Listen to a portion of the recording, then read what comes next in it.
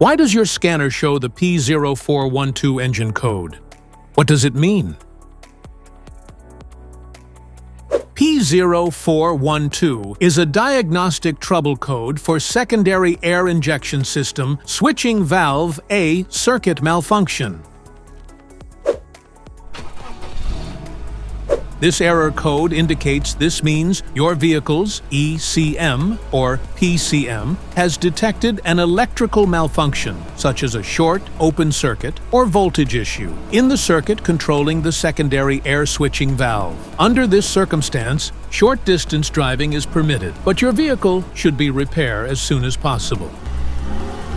So, what causes this imbalance? Here are the most common culprits. This error can be caused by these possible faults in your vehicle. Faulty SAI solenoid or switch. Damaged wiring or connectors. Failed air pump relay. Blocked or damaged vacuum lines.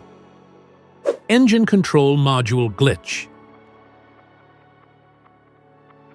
Each DTC code corresponds to a specific issue in your vehicle.